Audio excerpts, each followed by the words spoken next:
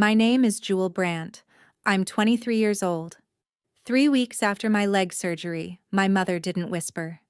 She announced it, right there at Sunday dinner, in front of my aunt, my uncle, and Wesley's girlfriend, Madison. She slid my $48,000 settlement check across the table to my older brother Wesley and said, loud enough for everyone to hear, "You're crippled now, Jewel. Wesley still has a future. He still has a life to build." She looked at my crutches leaning against the wall. "What are you going to do with it? Physical therapy is covered by insurance.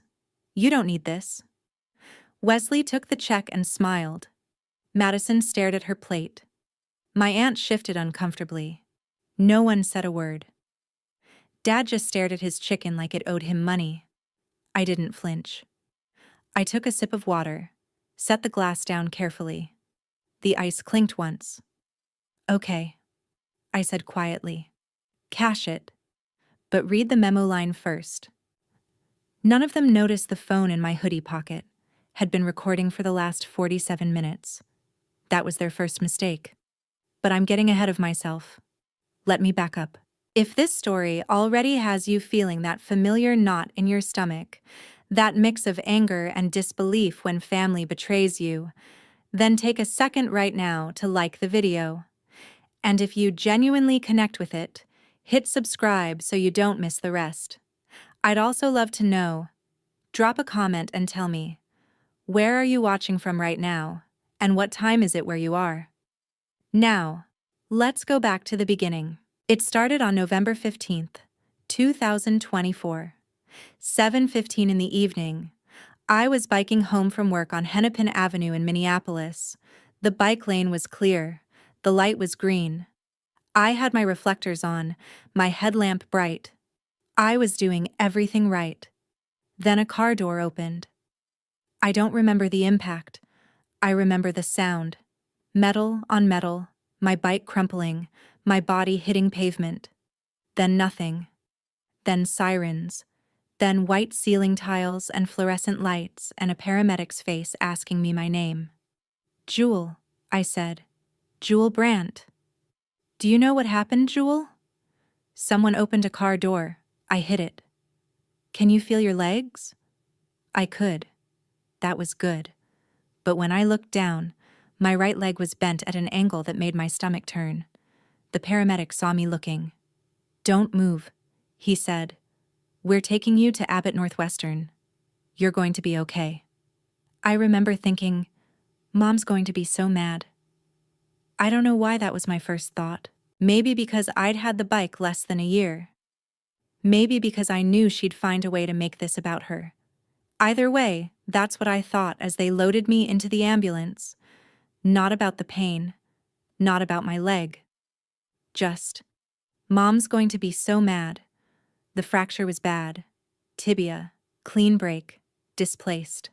They did surgery that night. Titanium plate, 6 screws, 3 hours in the OR. Dr. Nathan Rodriguez, the orthopedic surgeon, told me I'd need at least 6 months of physical therapy. Maybe more. He was kind, professional. He explained everything carefully, showed me the x-rays, walked me through the recovery timeline. My mother showed up at the hospital around 2 in the morning. She and Dad had been in the waiting room during surgery, but I didn't see them until after I woke up in recovery. The first thing I heard was her voice through the door. "How much is this going to cost us?" Not, "Is she okay?" Not, "Can I see her?" Just, "How much?" When she finally came into my room, she didn't hug me. She stood at the foot of the bed and looked at my leg in its cast and said, "Well, this is going to cost us." "Insurance should cover most of it," I said. My voice was hoarse from the breathing tube. "Should," she repeated. "Nothing's ever that simple, Jewel. You know that." Dad stood behind her, quiet. He didn't say anything. He never did. I stayed in the hospital for 3 days. Mom visited twice. The second time, November 17th, she brought me a change of clothes and asked about the settlement. "The driver's insurance will have to pay," she said. "They hit you. That's liability. You'll get a settlement." I guess, I said. I haven't really thought about it. Well, you should think about it. This is serious, Jewel. This is going to affect your whole life. You need to be smart about the money. I didn't say anything. I was tired. The painkillers made everything foggy. I just nodded. She left 20 minutes later. Didn't touch my hand once. On November 25th, a letter arrived from State Farm. The driver's liability coverage was clear. Estimated settlement range, $45,000 to $52,000. Mom opened the letter. It was addressed to me, but she opened it anyway and read it out loud at the dinner table. 48,000, she said, like she'd won something. Finally, something good from this mess.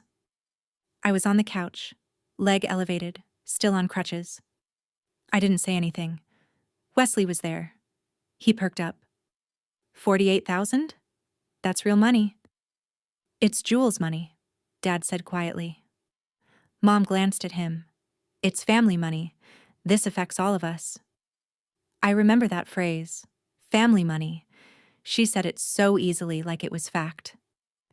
2 days later, I overheard the real conversation, November 28th. I was still in the hospital. They'd kept me an extra week because of infection risk. I was in room 412, supposed to be napping. Mom was outside in the hallway on the phone with Wesley. She didn't know I was awake. 48,000, she said. The lawyer said it'll be cut within 6 weeks. All we have to do is make sure she understands it's really family money. Pause. No, she's too out of it to argue. Brain fog from the painkillers. She's not thinking clearly. Pause. Just let me handle it. She'll sign it over. She's not going to fight us. She's never fought us about anything. I kept my eyes closed. My heart monitor beeped steady. She had no idea I could hear her. When she came back into the room, she adjusted my blanket. Almost tender. Then she muttered, just under her breath, "At least you're good for something now." That night, alone in my hospital room, I opened my phone and Googled Minnesota one-party consent recording law. The answer came back clean. Minnesota is a one-party consent state. You may record any conversation you are part of without notifying other participants. I downloaded a voice memo app, tested it, played it back. My own voice, thin and tired. "My name is Jewel Brandt. If you're listening to this, I'm protecting myself." I saved the file to the cloud. Then I went to sleep. When I got home in early December, I stopped arguing. About physical therapy costs, about insurance claims, about the settlement. I just agreed with everything Mom said. I nodded. I said okay a lot. I appeared compliant, docile, a little foggy maybe, from the pain. I wasn't foggy. I was paying attention. December 1st. I was on the couch, doing my PT exercises, ankle rotations, quad squeezes, the basics. Mom was in the kitchen with Wesley, talking low. I had my phone tucked under the throw pillow, recording. "What if she says no?" Wesley asked. "She won't," Mom said. "She's weak. She's always been weak. She'll do what we tell her." Recording number 1. Saved. Uploaded. December 5th. Mom took me to church. First time since the accident. I didn't want to go. I was still on crutches, still in pain. But she insisted. "People are asking about you," she said. "They want to see you're okay." After the service, during coffee hour, she told the story, loud enough for me to hear from 10 feet away. "Yes, it's been so hard. She can barely walk. The doctors say she might never fully recover. We're trying to stay positive, but, well, we have to be realistic. Her whole life has changed. Poor thing." The church ladies nodded, sympathetic murmurs. One of them looked at me with such pity I wanted to disappear. An older woman approached me after. "Your mother is so strong," she said, "carrying this burden. You're lucky to have her." "Yes," I said. "Very lucky." I didn't correct her. I just stood there with my crutches and my phone recording in my coat pocket. Recording number 2. December 8th through 14th, I recorded my mother coaching Wesley. Rehearsing, practicing. December 8th, 7:30 p.m. I was upstairs, supposedly napping. They were in the living room below. "Don't say, 'Take her money,'" Mom said. "Say it makes sense for the family. Don't say she's useless. Say she won't need it all for recovery. Make it sound practical, loving even." "What if she cries?" Wesley asked. "Crying means she's breaking," Mom said. "Let her cry. She'll sign." Recording number 3. December 10th, after the official settlement letter arrived. Barb and Wesley went through it line by line, making notes on a yellow legal pad. I photographed the pad later. It was still on the coffee table. Bullet points in Mom's handwriting. Emphasize Wesley's opportunities. Mention Jules' limitations, gently. Remind her family helped raise her. If she resists, bring up burden to family. Recording number 4 captured her saying, "If she resists, we mention how much this is costing us. Medical bills, time off work, everything we've sacrificed." December 12th. Full dress rehearsal. Mom played me. Wesley practiced his lines. "Jewel, I know this is your money," he said, stilted like reading from a script. "But think about my future, the opportunities I have. You're going to be limited now." "Good," Mom said, but slower, more sad. "Like you actually care." Wesley tried again. Better this time. "Perfect," Mom said. "Sunday at 5:30. Roast chicken. Casual. She needs to think it's just dinner until we drop it on her." Recording number 4. All of it. Every word. On December 13th, I met Connor at a coffee shop. Connor Morrison. I'd worked with him at my last job. Medical transcription. He was in IT security. I trusted him. "I need help," I said. "Securing cloud backups, all my files, everything." He looked at me carefully. "What's going on?" "I'm protecting myself," I said. "I need these files safe, encrypted. Multiple servers? I need them to upload automatically, and I need a dead man's switch." "A dead man's switch?" "If I can't access my accounts for 72 hours, I said, "the files go to 3 people. You, my doctor, and I don't know who the third person is yet, but I'll figure it out." Connor set it up that afternoon. Every recording I made uploaded instantly to the cloud, encrypted, backed up, untouchable. "Jewel," he said when we were done, "what are you expecting to happen?" "I'm expecting my family to show me exactly who they are," I said, "and I'm going to have proof." December 13th, evening. Mom called my Aunt Carol. I was upstairs. Door cracked. Phone recording. "I need you and Jim there Sunday," Mom said. "For moral support. We're having a family meeting about Jules' settlement. She's not thinking clearly since the accident. We need everyone to help her understand what's best." Pause. I could hear Carol's hesitant voice through the phone, tinny and distant. "Please, Carol," Mom said. "I can't do this alone." Carol agreed. Of course she did. Mom was very good at sounding like the reasonable one. Sunday, December 15th, 2024. 5 p.m. I arrived early with Dad. He picked me up. I couldn't drive yet. The table was already set. 6 places. Roast chicken in the oven. The smell of rosemary and garlic. Everything warm and normal and suffocating. Aunt Carol and Uncle Jim arrived at 5:15. Carol hugged me carefully, like I might break. Jim shook my hand. "How are you holding up?" he asked. "I'm okay," I said. Wesley and Madison arrived at 5:28. Wesley hugged me too tight. "Love you, sis," he whispered. I didn't say it back. He didn't notice. We sat. I was at the head of the table. Mom insisted. "You're the guest of honor," she said.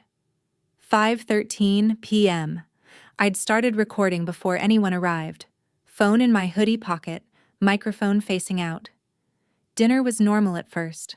Weather. Wesley's job at the gym. Mom's church committee. Madison asked about my physical therapy. I said it was going fine. Everyone nodded.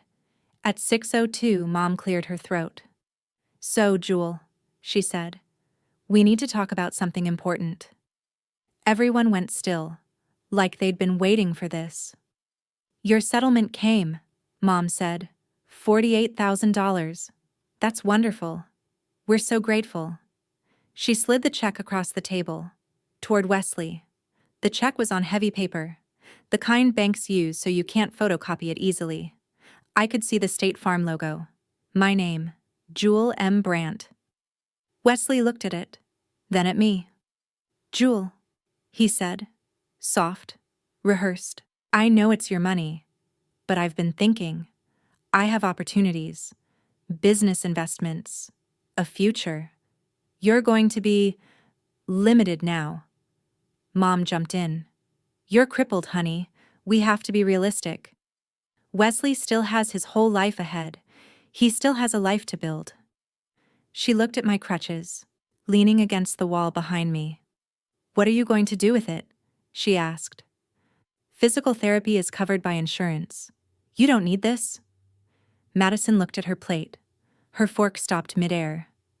I saw her glance at me once, quick, guilty, then back down. The recording later would catch her whisper to Wesley, "Babe, this feels wrong." Wesley, "Stay out of it." Aunt Carol shifted in her seat, uncomfortable, but she didn't speak. Uncle Jim cleared his throat. "Barb," he said quietly, "this doesn't feel right." Mom glared at him. He looked down at his plate. No one else said anything. Dad stared at his chicken. He'd said 4 words all dinner. "Pass the salt," and "It's good." I took a sip of water. The ice clinked once. Everyone watched me. "Jewel," Mom said, "say something." "What do you want me to say?" I asked. "That you understand," Wesley said. "That you'll sign it over." "Don't be selfish," Mom said. "This family has given you everything. Now it's your turn." Pause. 8 seconds. The recording catches it. Just the sound of forks on plates. Someone's breathing. Then Mom said it. "You're crippled anyway, Jewel. What do you even need $48,000 for? You're not going to have the same kind of life Wesley will. You're just going to sit at home.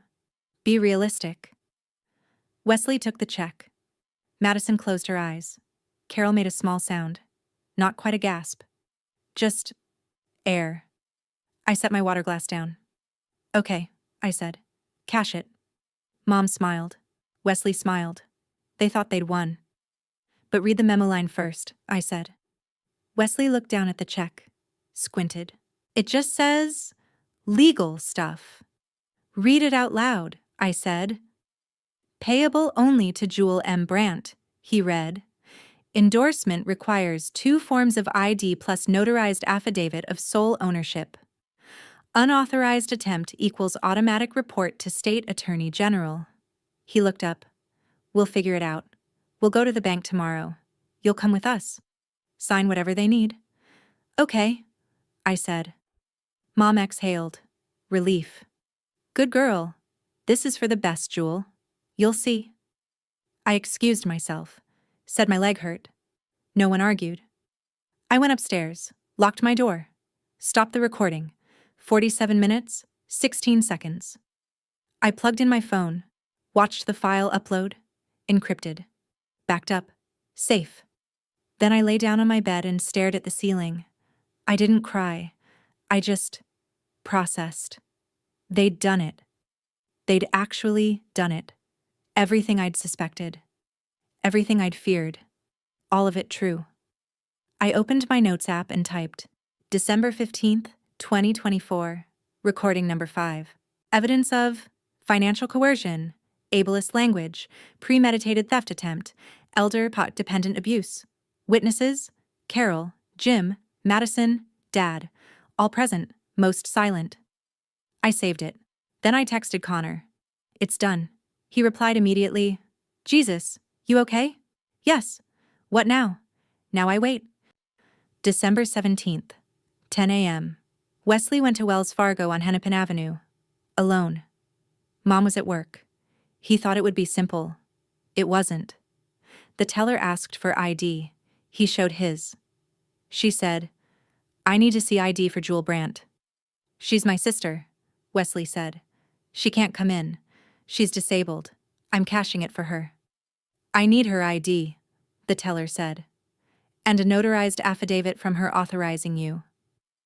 Wesley got frustrated. Asked for a manager. Stephanie Marshall came over. Bank manager, mid-40s, professional. She looked at the check, looked at the memo line, looked at Wesley. Sir, she said, this check cannot be cashed by anyone except the payee. The memo line is very clear. Attempting to do so may constitute fraud. I'm required to document this attempt. Document? Wesley said. I'm her brother. She wants me to have it. Then she needs to come in herself, Stephanie said, with 2 forms of ID and a notarized statement. Otherwise, I cannot proceed. Wesley left, angry. Stephanie called me 15 minutes later. The insurance company had flagged my account, put her number on file as a contact. Ms. Brandt, she said, someone just attempted to cash your settlement check. A male, mid-20s, said he was your brother. I denied the transaction and documented it. Do you want me to file a report? I was home, doing PT exercises, phone on speaker. Yes, I said. Please document everything. I'm also required to notify the insurance company, she said. They take fraud very seriously. Good, I said. At 2 p.m., Wesley and Mom came home. Both of them, furious. I was on the couch. They stood over me. What did you do? Mom said. The bank won't cash it. I didn't do anything, I said. That's how the check was issued. You set us up, Wesley said. No, I said. I told you to read the memo line. Mom's face went red. Fine. We'll all go to the bank tomorrow. You'll sign it over properly. Okay, I said. That word. Okay. It diffused them faster than arguing ever could.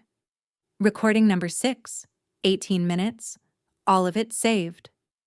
The next day, December 18th, I called an attorney referral service. Asked for someone who specialized in disability rights and financial abuse. They gave me a name, Lisa Brennan. I made an appointment for January 6th, far enough away that Mom wouldn't suspect, close enough that I'd have help before things got worse. It needs to be confidential, I told the receptionist. My family can't know. Understood, she said. Attorney-client privilege starts the moment you walk in. I hung up. Mom walked into the room. Who is that? Insurance, I said. Follow up about PT coverage. Oh, good. She believed me. She always believed me when I gave her easy answers. December 22nd, Dr. Ashley Peterson called, my primary care physician at Abbott Northwestern. Jewel, she said, I need to inform you of something. Your mother called yesterday requesting access to your medical records. She claimed she needed to manage your care and wanted documentation of any cognitive impairment from the accident. I went very still. What did you tell her? Nothing, Dr. Peterson said. HIPAA prohibits me from releasing your records without your written consent. But Jewel, she was very insistent. She mentioned something about guardianship. Guardianship. The word hit like cold water. Can you document that? I asked. Already did, Dr. Peterson said. Time-stamped. December 21st, 3:15 p.m. Exact quotes. She said, and I quote, My daughter isn't thinking clearly. The accident affected her judgment. I need proof of cognitive impairment to protect her finances. I documented it because it raised red flags for me. Can I get a copy of that documentation? I'll have it printed when you come in for your next appointment. And Jewel? If you need me to testify about your cognitive state, you're one of the sharpest patients I have. I'll say that under oath if I need to. Thank you. One more thing, she said. I'd like to do a formal cognitive evaluation for your protection. If anyone questions your competence, you'll have official documentation proving otherwise. December 23rd. I went to Abbott Northwestern. Dr. Peterson administered 2 tests, mini mental state exam and Montreal cognitive assessment. I scored perfectly on both. She handed me a sealed envelope. Keep this. If anyone questions your competence, this is your shield.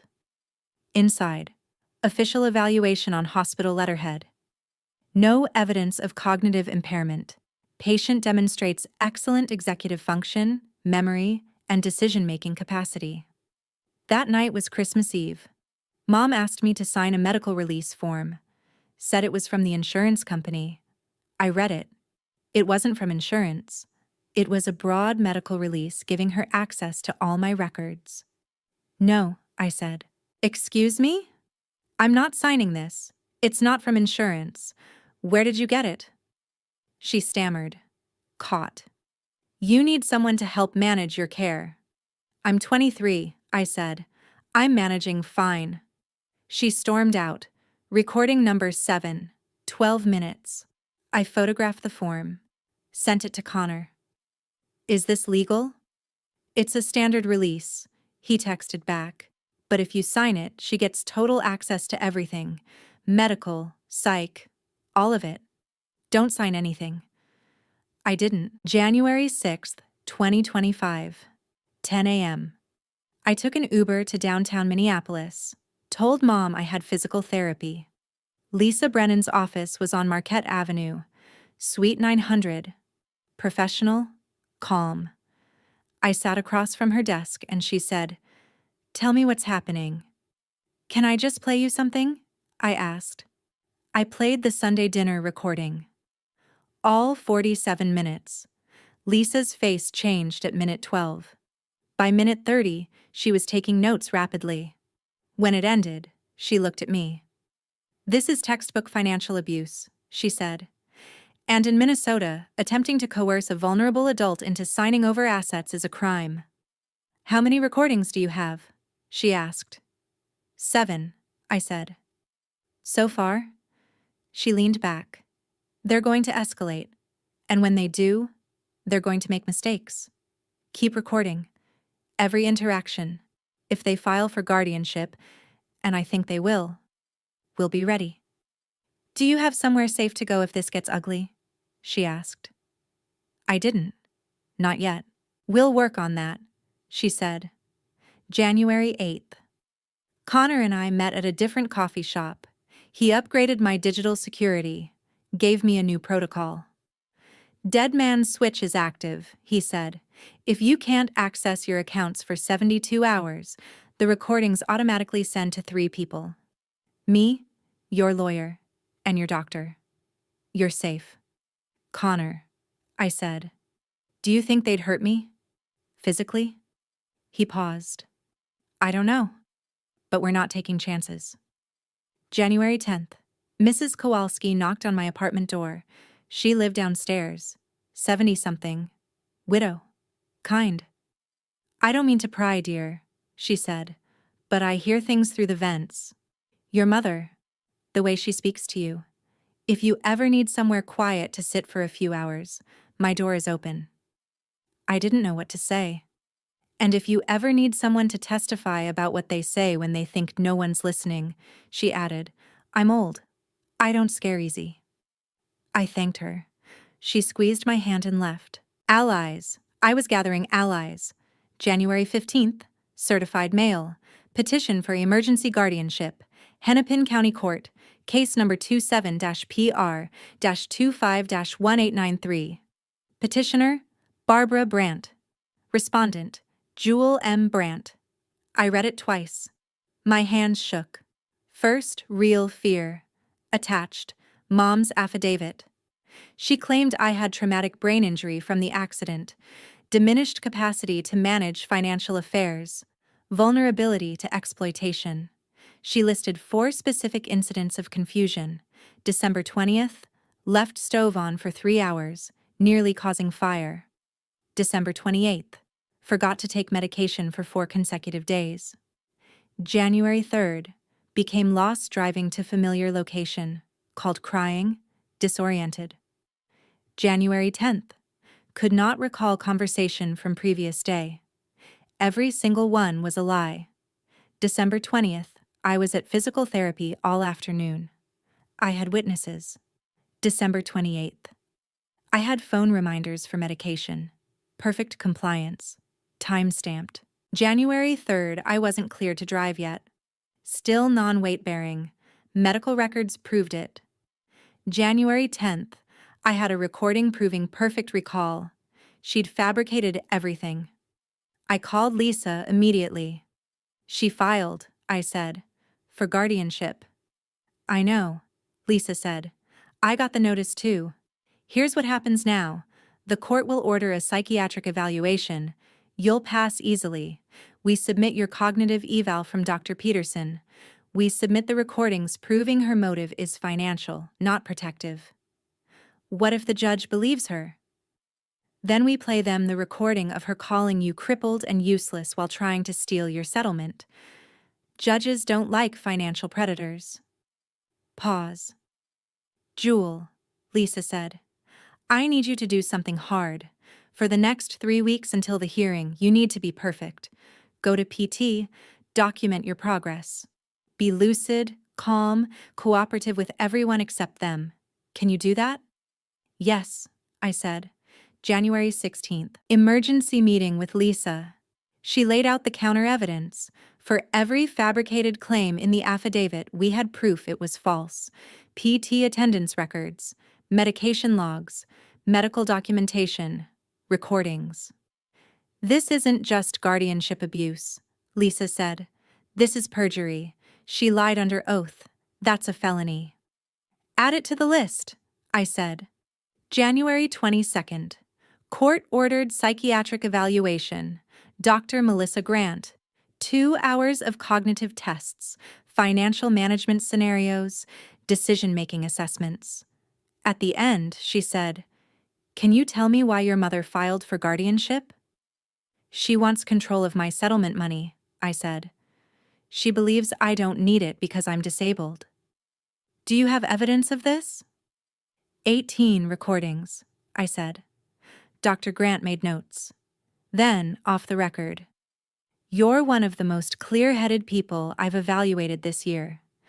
Your mother is going to have a very hard time proving you need a guardian. T. Her official report, filed February 1st. Comprehensive evaluation reveals no evidence of cognitive impairment, traumatic brain injury, sequelae, or diminished capacity. Respondent demonstrates exceptional clarity, insight, and executive function. Respondent is fully capable of managing own affairs. This evaluator sees no basis for guardianship. Furthermore, respondent has presented credible evidence suggesting petitioner's motive may be financial rather than protective. Recommend petition be denied. Lisa texted me, We got the eval, it's perfect. Now we wait for their response. They're going to panic. She was right. January 25th through 30th, Mom increased pressure. Daily visits. Demanded I sign financial power of attorney to avoid court. Recording 12. If you'd just be reasonable, we could drop this whole thing. Sign the POA. Give Wesley what he needs. Stop being selfish. Me. No. Mom. The judge is going to see that you're incompetent. You're making this harder on yourself. Me. Okay. January 30th. 11 p.m. Wesley showed up at my apartment. Drunk. Banging on the door. Just give us the fucking money, he screamed. Mrs. Kowalski called the police from downstairs. I recorded the whole thing. 15 minutes. His voice through the door. Threats. Rage. Police arrived. Took a report. Officer's name, Dawson. Report number, 2025-013894. I gave a copy to Lisa. February 3rd. Instagram DM, from someone named Sierra M. You don't know me. I dated your brother last year. I need to tell you something. He's not a good person, and neither is your mother. She sent screenshots, text messages, October through December 2024. Wesley to Sierra. Mom has a plan to get money from my sister. Her settlement. We're going to be set. Sierra. That's messed up. Wesley. She's not going to do anything with it anyway. She's basically useless now. Sierra. I broke up with him after that conversation. I felt sick. I should have told you sooner. I'm sorry. I forwarded everything to Lisa. This is premeditation evidence, Lisa said. Can she testify? Sierra. Yes, I'll do it. February 6th. Mom received notice from her employer, HR department at a manufacturing company. Investigation for conduct concerns. Connor had submitted an anonymous complaint, with links to audio excerpts, uploaded to a secure site. Company policy required investigation when an HR employee was accused of harassment or abuse, even outside work. Mom was suspended pending review. Wesley left me an angry voicemail. What did you do? Mom's suspended. They're saying she's abusive. This is your fault. Recording 16. Saved. February 7th. My phone rang. Aunt Carol. Jewel, she said. It's Aunt Carol. I need to apologize. I waited. I was at that dinner, she said. I heard what your mother said. I should have spoken up. I didn't. I was a coward. Why are you calling now? I asked. Because I just found out she filed for guardianship. That's not protection, Jewel. That's control. If you need someone to testify about what happened at that dinner, I will. Jim will too. We were there. We heard everything. Thank you, I said. I'm so sorry I didn't say anything that night. Your uncle tried. Did you hear him? He said, "This doesn't feel right." Your mother glared at him and he backed down. We both did. We failed you. I added them to the witness list. February 10th. Wesley was fired from his gym. The manager cited character concerns. Someone who followed Sierra on social media also knew someone at the gym. Word had spread. Wesley posted on Facebook. Public. Angry. Family is supposed to support each other.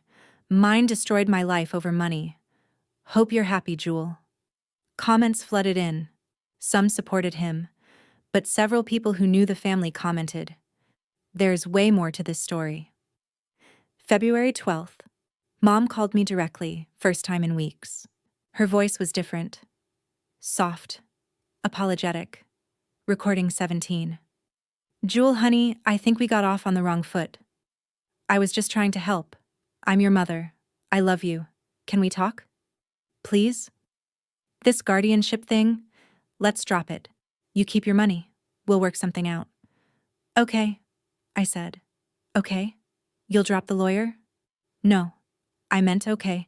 I heard you. Pause. Then her voice changed. The mask dropped. You ungrateful little bitch. After everything I've done for you, after everything I've sacrificed, you're going to regret this. You're going to end up alone, crippled, with nothing, and you'll realize you should have listened to me. Maybe, I said. Goodbye, Mom. I hung up. 8 more minutes of her ranting, all recorded. February 16th. Mom posted on Facebook. Public. Sometimes you sacrifice everything for your children and they repay you with cruelty. I've spent weeks trying to protect my daughter from making terrible financial decisions after her accident left her unable to work or think clearly. Instead of gratitude, I get lawyers and accusations. I'm heartbroken, praying for families dealing with disabled adult children who turn against the parents trying to help them. Hashtags, heartbroken, family first. God gives his hardest battles to his strong soldiers. 43 likes, 28 comments, shared 6 times. Connor archived it before she could delete it. 1 comment from a former neighbor. Barb, this doesn't sound like the whole story. Mom's reply. You don't know what I'm going through. The post stayed up 2 days. Then she deleted it. Too late. We had it. February 18th. Dad called me. Jewel, can we talk? No, I said. But you can listen. I sent him a Dropbox link. Sunday dinner recording. What is this? He asked. December 15th. The night you sat there and said nothing while Mom and Wesley tried to steal from me. I didn't know. You were there. Listen to it. Then decide if you want to call me back. I hung up. 2 hours later, he called again. I didn't answer. He left a voicemail. I could hear him crying. I listened. Oh God, Jewel. I listened to the whole thing. I'm so sorry. I'm a coward. I've always been a coward. I don't know how to. I'm so sorry. I saved it. Didn't respond. If you've ever been called useless by your own family, drop a comment with the word silence. February 20th. Madison broke up with Wesley. She texted him. He showed me the text in a rage, forwarded it. I can't do this anymore. What your family did to your sister is disgusting. What you did is disgusting. We're done. Wesley forwarded it to me with a message. See what you did? You destroyed my relationship too. I didn't respond. February 28th. Pre-mediation meeting with Lisa. We organized everything. 18 recordings. Dr. Grant's evaluation. Dr. Peterson's HIPAA violation documentation. Bank records. Police report from Wesley's drunken incident. Sierra's texts. Mrs. Kowalski's written statement. Carol and Jim's offer to testify. We're going to mediation, Lisa said. But I don't expect resolution. This is really about showing them we have everything. The goal is to get them to withdraw the petition. If not, we go to full hearing March 10th. Are you ready for them to hear these recordings? She asked. To hear themselves? I didn't flinch. I've been ready since December 15th, I said. March 10th, 2025. 10 a.m. Hennepin County Family Court. Mediation Room 3B. Present. Me, Lisa, Mom. Mom's court-appointed attorney, Wesley, and mediator Judge Patricia Morrison. Long conference table. Recording device for official court record. Mom and Wesley on one side. Lisa and me on the other. Judge Morrison reviewed the file. We're here to determine if guardianship is necessary and appropriate. Ms. Brennan, you represent the respondent?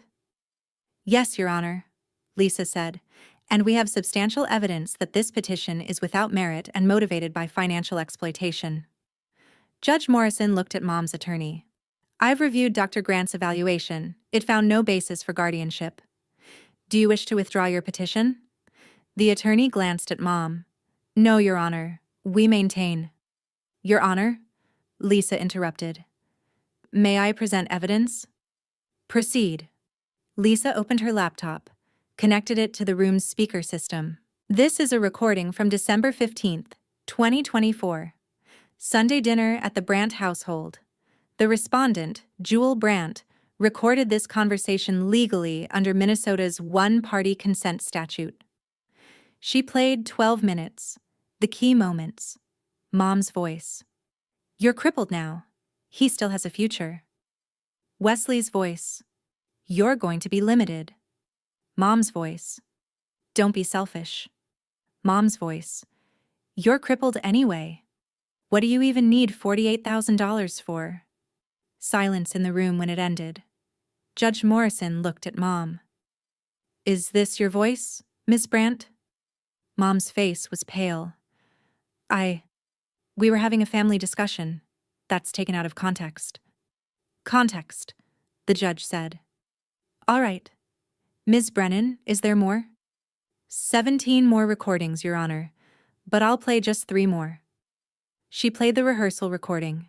December 10th. Mom coaching Wesley. Don't say take her money. Say it makes sense for the family. Don't say she's useless. Say she won't need it all. Make it sound practical, loving even. Pause. If she cries, crying means she's breaking. Mom's attorney shifted uncomfortably. Judge Morrison. This was recorded 4 days before the dinner? Yes, Your Honor. Premeditation. Then Lisa played the February 12th call. The one where Mom's mask came off. You ungrateful little bitch. After everything I've done for you? 3 minutes. Condensed from 8. The worst parts. You're going to end up alone, crippled, with nothing. When it ended, the room was silent for 15 seconds. Judge Morrison looked at Mom. Ms. Brandt, this call occurred 3 weeks ago. While you were petitioning this court to protect your daughter because you love her and she needs your guidance? Mom said nothing. I'm going to take a 15-minute recess, the judge said. When I return, we'll discuss next steps. Ms. Brandt, I strongly suggest you speak with your attorney. She left. Lisa and I stepped into the hallway. She asked if I was okay. I said yes. Then I saw Dad. He'd been waiting outside the courtroom. He approached. Jewel, not now, Dad. I heard, he said. Through the door. I heard her voice. What she said to you. He was crying. I know, I said. 15 minutes later, we returned. Mom's attorney stood. Your Honor, after consultation with my client, we are withdrawing the petition for guardianship. Noted, Judge Morrison said. However, I'm not finished. Ms. Brennan, you mentioned evidence of financial exploitation. I'm referring this matter to Adult Protective Services for investigation. She looked at Mom. Furthermore, I've reviewed your affidavit, Ms. Brandt. You claimed 4 incidents of cognitive impairment. Ms. Brennan has provided evidence disproving each one. That's perjury under Minnesota Statute 609.48. I'm referring this to the Hennepin County Attorney's Office for review. Lisa presented the counter evidence. PT records for December 20th. Medication logs for December 28th. Medical records proving I couldn't drive January 3rd. Recording proving perfect recall January 10th. Judge Morrison. You fabricated evidence to support your petition? I must have misremembered the dates, Mom stammered. You misremembered 4 separate dates? With specific details? Mom's attorney stood again. Your Honor, may I have a moment with my client? You may have 5 minutes, but understand, if Ms. Brandt requests a restraining order, I will grant it immediately. After 5 minutes. Ms. Brandt Jewel, do you wish to pursue a restraining order? I looked at Mom, then Wesley, then back at the judge. Not yet, I said. But I want it on record that if they contact me again, I will. Judge Morrison nodded. Noted. This hearing is concluded. Petition denied. Referrals stand. She looked at me one more time. You're 23 years old. You've been through a serious accident, major surgery, months of recovery, and your family's betrayal. And you documented everything. That takes remarkable strength and clarity. I wish you well. Thank you, Your Honor, I said. Outside, Carol and Jim were waiting. They'd come to support me, to testify if needed. When Mom saw them, her face went white. Carol approached me. We're here for you, she said. I thanked her. Dad was still there. He waited until Mom and Wesley left. Then he came over. Can we talk now? He asked. What do you want to say, Dad? I'm leaving her. I filed separation papers this morning. I should have done it years ago. I should have protected you. I didn't. I'm a coward. Yes, I said. You are. He flinched. But you're here now, I said. That's something. If you want a relationship with me, I said, you're going to have to earn it. That means therapy. For you. Not couples therapy. Just you. And it means you never defend her again. Can you do that? I'll try. Trying isn't enough, but call me in a month. We'll see. Comment record if you've ever wished you had proof of what they really said. March 15th, 2:17 a.m. My phone lit up. Text from Dad. I listened to all of them. Lisa sent me the links. I listened to every recording. I heard myself eating dinner while your mother destroyed you. I heard myself say nothing. I heard myself be complicit. I didn't know I was that person. I don't want to be that person anymore. I'm sorry. I'm so fucking sorry. You deserve better. You deserved better your whole life. I failed you. I'm a coward. But I'm leaving. I filed separation. I'm moving out tomorrow. I don't know if that means anything to you, but I needed you to know. I read it at 6:30 a.m. Read it 3 times. Went to physical therapy. Thought about it all day. March 18th, I texted back. Okay. 1 word. An hour later. Get therapy, Dad. Real therapy. Call me when you've been going for 3 months. His response. I will. I promise. I didn't text again. March 20th. He sent a photo. Moving truck. His belongings. Leaving the house. Caption. This is me leaving. This is me choosing you, even though it's 23 years too late. I'm staying with my brother. I'm starting therapy next week. I got a list of therapists who specialize in family dysfunction and enabling behavior. I'm going to do this right. I saved the photo. Didn't reply. But I didn't delete it. March 30th. Physical therapy session. I walked 8 steps without crutches. First time. Ryan Harper, my physical therapist, has said, "You're doing it." I started crying. Not from pain. From everything. Yeah, I said. I am. April came. I used my settlement money, finally deposited into my own account at a new bank, to rent a 1-bedroom apartment in St. Paul. 15 minutes from Minneapolis, close to my PT clinic. 712 Selby Avenue, 2nd floor. Hardwood floors, big windows. $1,100 a month. The lease officer said, "You're my youngest tenant. Most people your age have roommates." "I need my own space," I said. "I need quiet." First night in the apartment, I sat on the floor. No furniture yet. Just me and the silence. No footsteps upstairs. No one yelling through the walls. Just quiet. I cried. Relief, not sadness. April 8th. Lisa sent a certified letter to Mom and Wesley via their attorney. Official notice: Jewel M. Brandt does not consent to any contact from Barbara Brandt or Wesley Brandt. Any attempt, phone, email, text, social media, third parties, in person, will result in immediate filing for restraining order. All recordings and evidence will be submitted to court. Any violation will result in public disclosure of all recordings. 3 signatures required: Mom, Wesley, attorney. All 3 signed April 12th. No response. Just silence. April 15th. New phone number. New contacts. Lisa, Connor, Dr. Peterson, Ryan, Mrs. Kowalski, PT Clinic, Dad 7 people, down from 47. I deleted my old accounts. New email. Started over. The old phone sat in a drawer. Powered off. Evidence preserved. But silent now. April turned into May. I waited for Mom or Wesley to violate the boundaries. They didn't. Complete silence. Lisa said, "They're scared. They know you have the power now. Silence is their only option." By May 1st, I realized something. I'd forgotten to think about them. For a whole day. May brought adaptive fitness coaching certification, weekend intensive, learning to help people with disabilities rebuild strength. The instructor asked why I wanted to do this. "Because I know what it's like when your body betrays you," I said. "And I know what it's like when your family does too. I want to help people rebuild both." My first client, a woman with a spinal injury.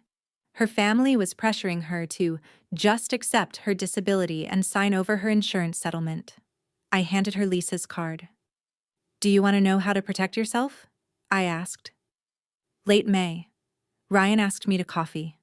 Not as my therapist. As himself. I know this might be complicated, he said. I was your PT, but you're discharged now, officially. And I'd like to take you to dinner, if you're interested. I don't know if I'm ready, I said. No pressure, just coffee, or dinner, or nothing, whatever you need. Coffee, I said. Let's start with coffee. 3 hours later, we were still talking. I laughed. Actually laughed. It felt strange. Good strange. June. I started a podcast. Quiet Boundaries. About financial abuse, family betrayal, using documentation to protect yourself. Episode 1. My name is Jewel. I'm 23. 6 months ago, my mother tried to steal my accident settlement at Sunday dinner. I recorded the whole thing. This is what I learned about power, silence, and boundaries. I posted it. Went to bed. Woke up. 10,000 downloads. Comments. I'm recording my family now. Thank you. I thought I was the only one. By mid-June, 50,000 subscribers. June 20th. 3 months since. Call me in 3 months. Dad texted, I've been in therapy 12 weeks. Can we have coffee? I replied. 1 hour. Public place. I'm bringing someone. I brought Ryan. Dad showed me his therapy intake papers. Session notes. He'd brought them to prove it. I'm learning about enabling, he said. About cowardice. About how silence is violence. I'm not asking you to forgive me, I'm just asking you to see that I'm trying. Okay, I said. Keep going. We can do this monthly, if you keep going to therapy. I will. As we left, he asked, Is there anything I can do? To help? Yeah, I said. Keep going to therapy. That helps. If this story hit you, like, subscribe, and tell me in the comments, what would you have recorded? July 2025. 8 months since the accident. I walk without crutches now. Some days my leg aches. Most days it doesn't. I have my own apartment. My certification. 12 coaching clients. My podcast has 50,000 subscribers. I'm engaged to Ryan. We're taking it slow, but we're taking it together. My family? I haven't spoken to my mother in 5 months. Or my brother. I don't know where they are. I don't check. The restraining order was never filed because they never contacted me again. Silence was enough. My father and I have coffee once a month. 6 times so far. We're not close. Maybe we never will be. But he's trying. That's more than nothing. Adult Protective Services closed their investigation in April. Insufficient evidence to prosecute, but it's on record. If they try this with someone else, the documentation is there. The county attorney reviewed the perjury referral. They declined to file criminal charges. Family matter. Petition withdrawn. No financial harm occurred, but it's permanent record. If she ever tries this again with anyone, it will surface. People ask me if I regret recording them, if it was worth it, if I feel guilty. I don't.